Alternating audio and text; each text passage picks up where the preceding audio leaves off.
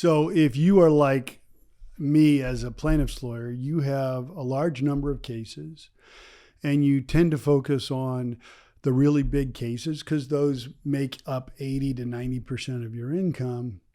But your inventory, and I call it an inventory, is treated like an inventory, right?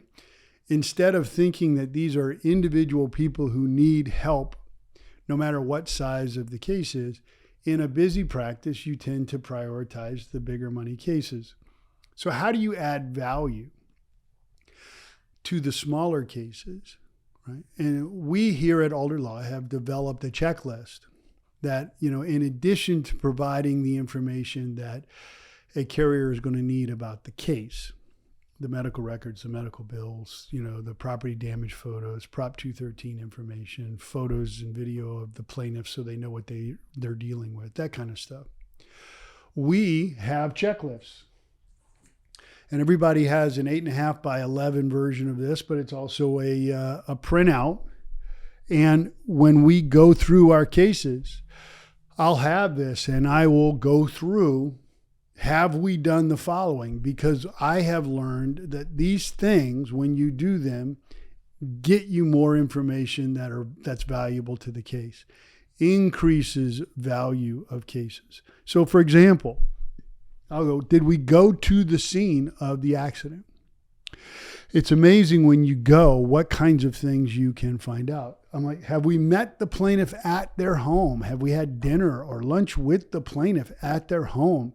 There's a million things that you learn from the guitar that's sitting in the corner that you're like, oh, did you play the guitar? To the photographs on the wall that you want to take photos of, to just getting a sense of how this injury has affected your client. I'm like, have we looked at our plaintiff's social media? Have we done an ISO search for other claims?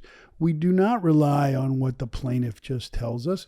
We want to know what other claims. Many times plaintiffs may have forgotten that they were in an accident 15, 20 years ago.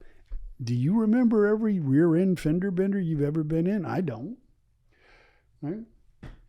Is this a premises liability case where we could use our 3D printer to print and create a scale model of the height differential of the sidewalk?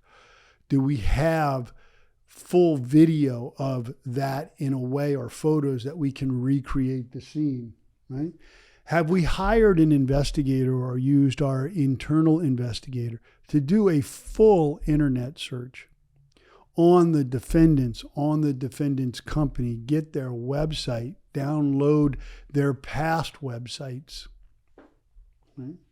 Have we had an investigator go and canvass for witnesses? All these different things, right? Have we gotten the EDR black box information? Are we reaching out to our client at least once a month? Many of these things, as you go through your cases, and you have something like this in your team meeting. Have we done this? Have we done this? Have we done this? If it hasn't been done, that goes on the to-do list to get it done. These things I have found are remarkably effective at learning about your client's life and learning information that significantly increase the value of the cases. Not only are you a lawyer, you're an investigator, you're a police detective.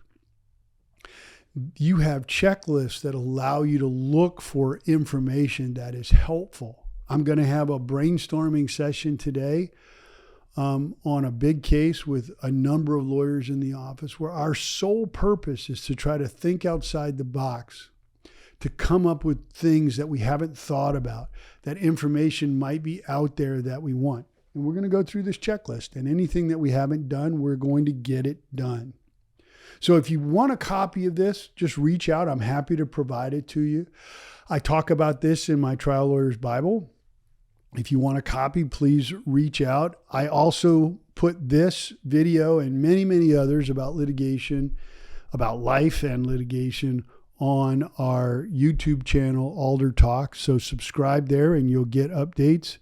And I'll see y'all soon.